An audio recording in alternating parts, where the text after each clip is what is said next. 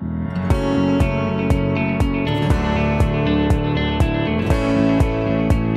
to the TEC Report podcast, where we help businesses survive, thrive, and create value.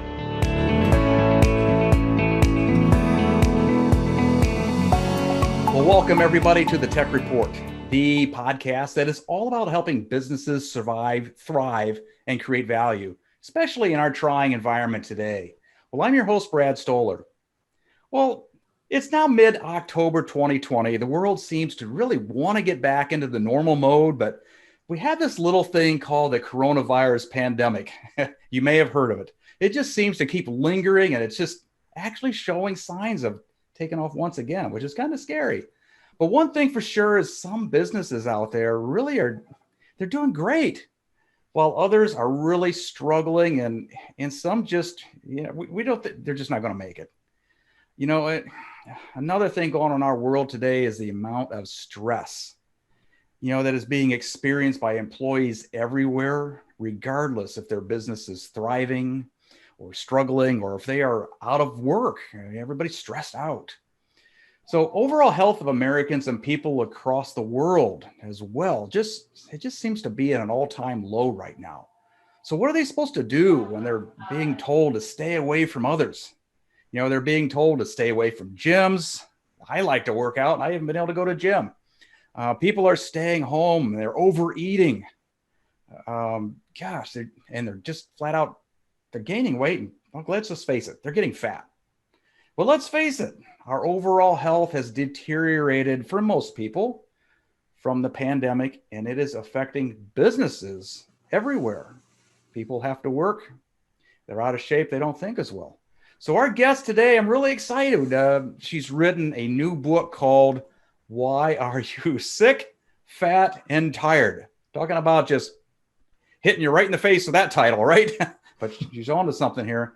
So she has specialized in how to use alternative methods to help business owners and employees really reduce the stress of today and help their overall health. And of course, the healthier you are, the better you're going to perform, right? So without further delay, it is my pleasure to introduce Dr. Pat Boulogne. Dr. Pat, welcome to the TEC Report. Thank you so much. I'm very, very happy to be here. And I loved your introduction. I liked all your talking points so far. They're really great. Well, we try. Well, let's start out a little bit by telling our listeners just a little bit about your background. Everybody has a story to tell, right? And it's not always rosy like everybody thinks. But what led you to where you are today and writing your recent book? Well, I have a lot of stories. I come from the Midwest, and my mentor is Irish. And he could tell stories and talk to anybody till doomsday. And from hanging out with him, I learned how to tell a pretty decent story, I think. So being from the Midwest, I like to talk.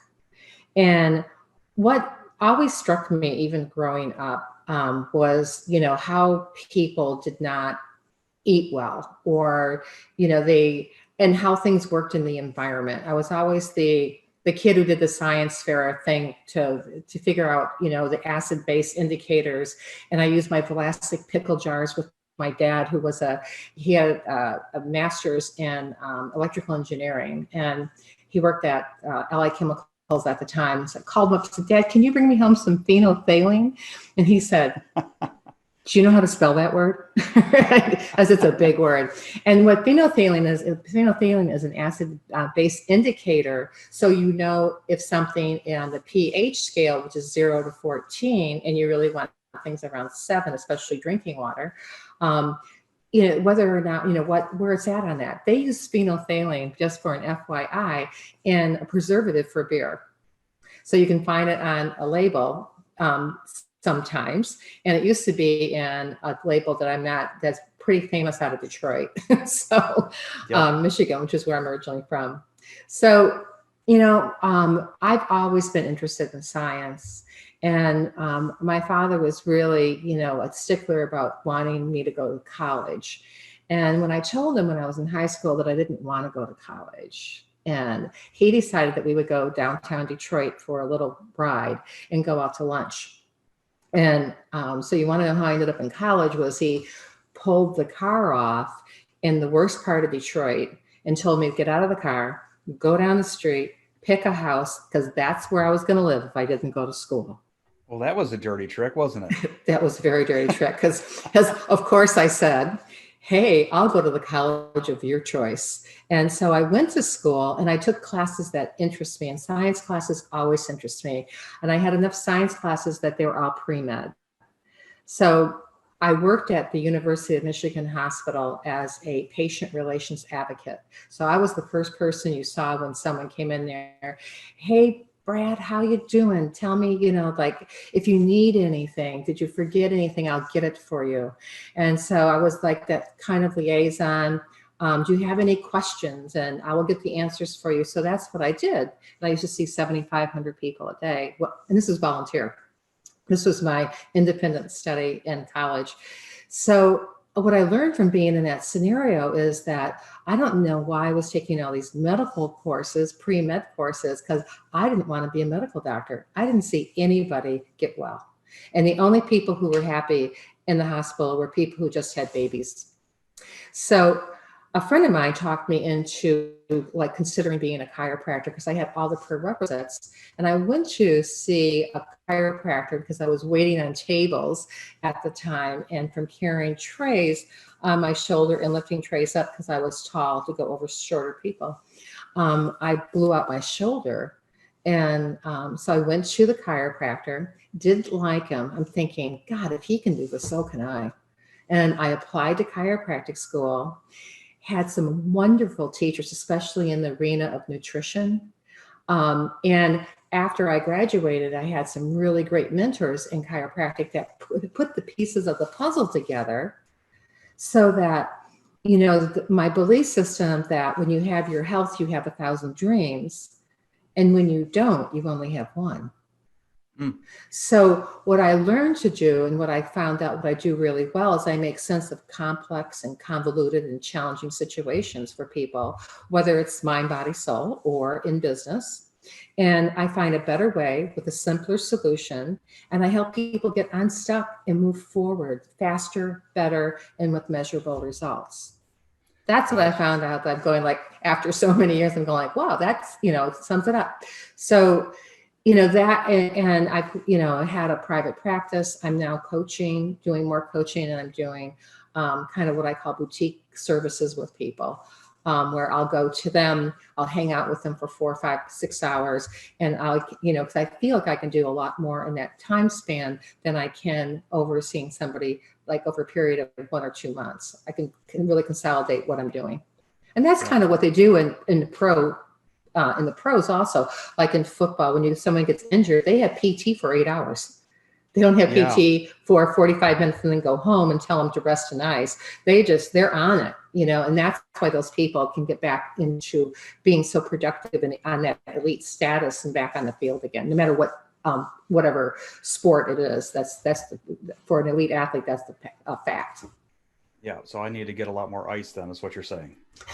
Perhaps. Well, that's interesting. And again, I always love to hear the backdrop stories of it, not just, hey, here's Dr. Pat, let's tell us what makes you tick, that kind of thing. So I appreciate you sharing that with us. So, well, let's talk about today's environment.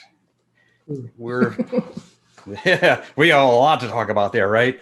So we do. We turn on the news now, and it's been 7 months now.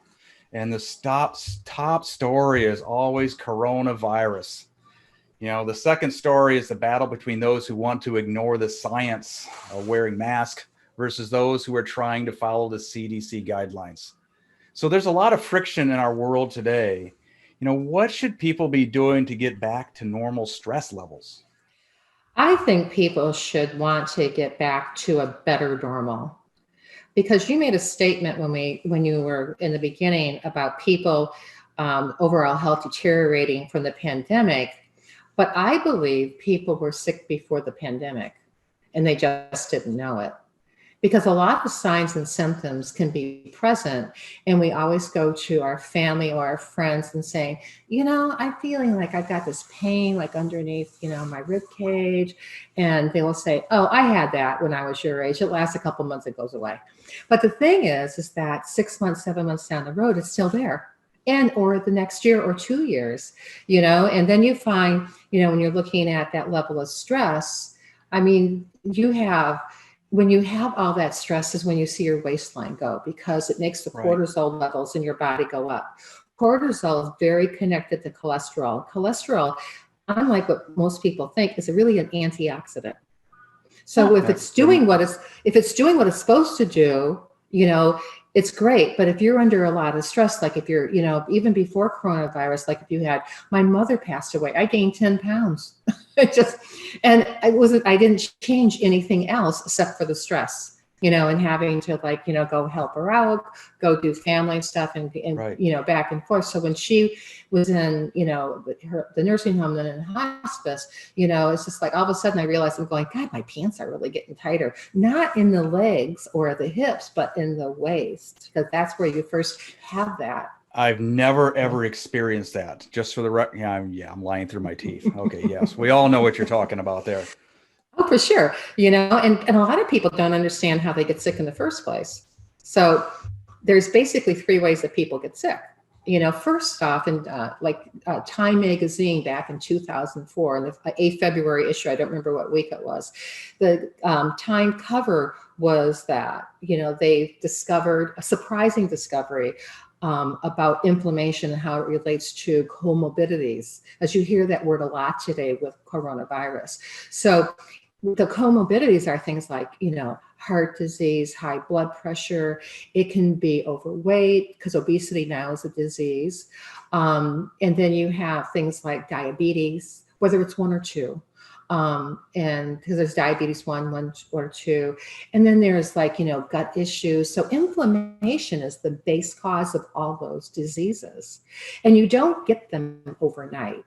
Which is hence the reason you asked me about my book before, and I didn't go to that. But my book is called Why Are You Sick, Fat, and Tired? Well, if you're fat, you can look in a mirror, and you can also do a body composition test, which will tell you your true amount of fat. You can also take for tiredness, if you're tired, but you don't know if you're sick. And that's why we're talking about those people with comorbidities. They said in a statistic, this is years ago, that by the time you're 50, you're on 5 drugs. Someone certainly has been taking mine, and I wish they weren't. And so you have to take a look at those things that make you sick. So inflammation is the base cause. So how do you get inflammation? You can get it from trauma. 9 out of 10 people, when they're born, they have some type of cervical injury, which creates inflammation in the neck.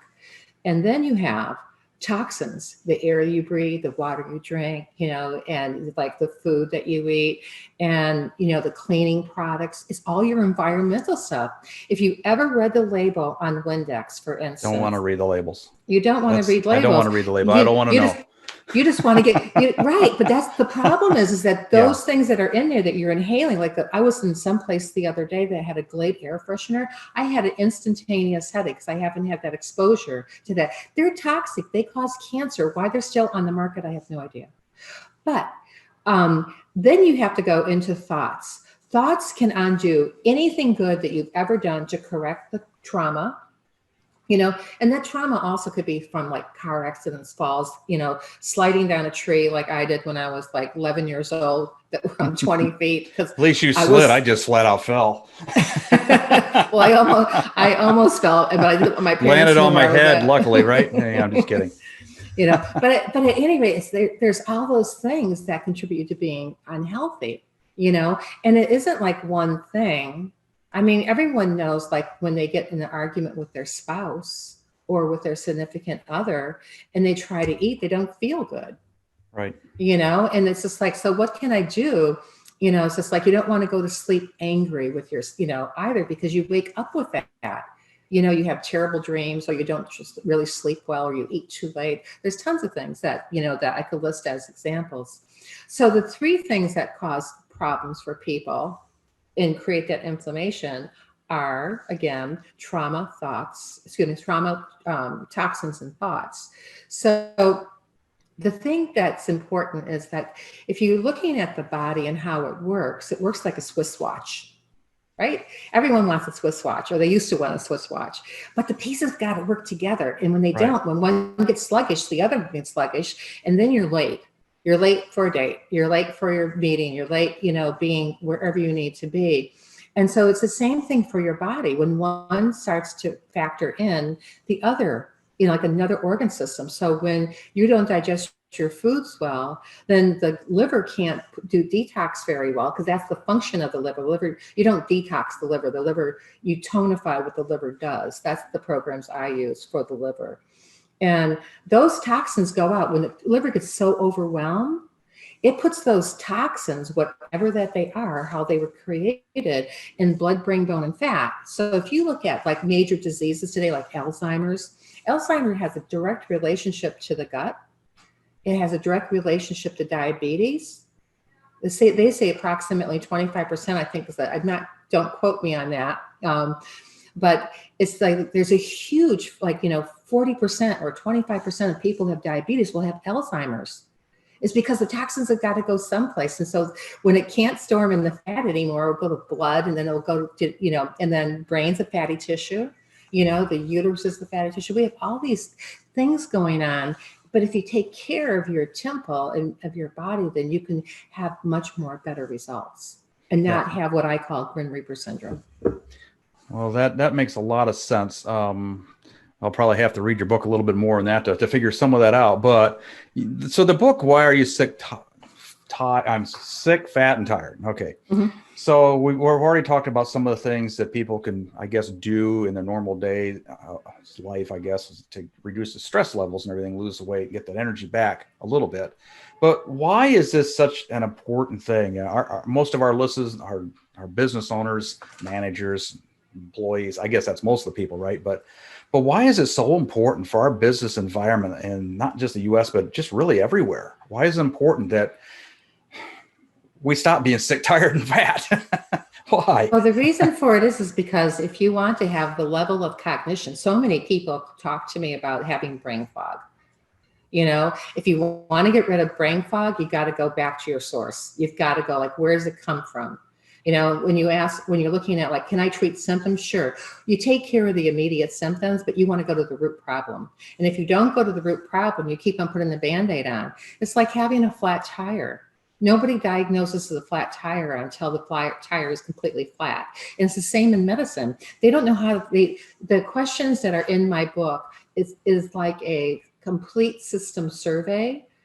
And I've had people tell me, my doctors never asked me those questions. Yeah, your book is very detailed on the questions. Yeah, I've noticed that. And it takes a while just to get through. And there's a lot of questions, a lot of different systems, of the body. And so there's 11. It makes you think a little bit. Yeah. Yeah. There's 11. So when you answer them, you don't really want to be running through an airport, like when you're answering it. And I had a friend who did that one time. She said, I have something going on. Can you look at this? So the chapter that's on the immune system, which is so important today in COVID, is, she said, and I know she has immune system. I said, I've never met anybody who has immune system issues and does not have a gut problem of some sort. And her scores are really low. So you have to go back and re-answer those questions, and just don't give overthinking, but just say, do I really have that? Is this happened to me? And say, yeah, you know what? It does happen to me. And usually it's better when you have those situations to ask your spouse. They'll tell you for sure. Yes, so they will. So the book is a lot of questions, and it's a lot of questions per each organ system.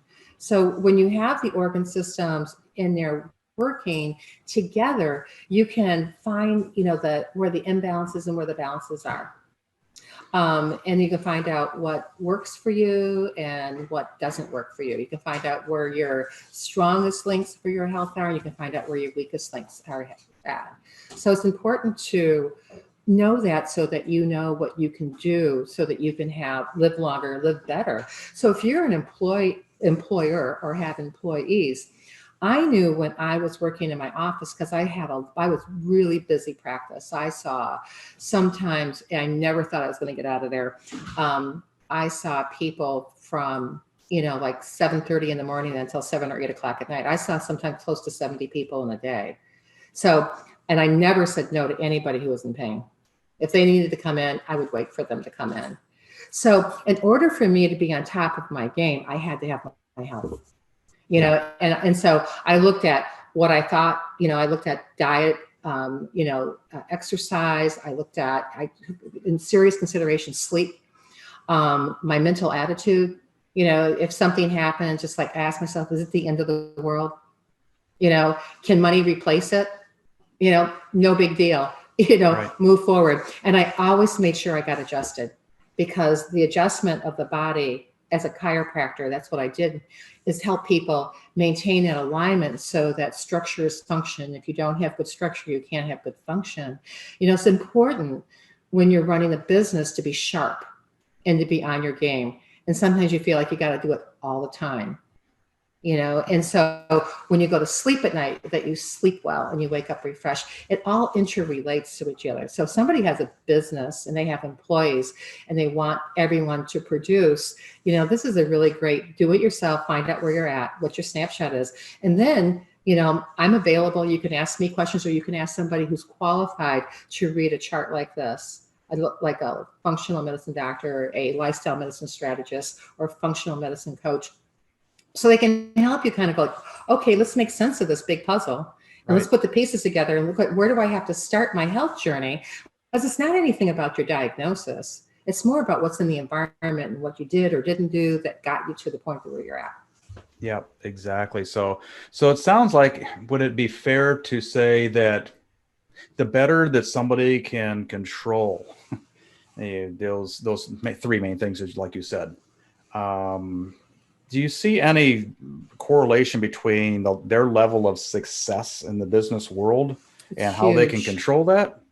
I know that was kind of a loaded question, I guess, but it's huge. People who I work with that are on executive levels, or anywhere in that vicinity, either entrepreneurs or executives, and that a lot of those people, when I first talk to them, I'm always going, what are you doing?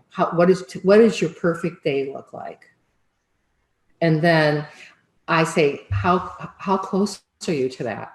Because you can work out all you want, but if you don't have the internal, you don't have the chemistry down, because it's physical, chemical, and emotional.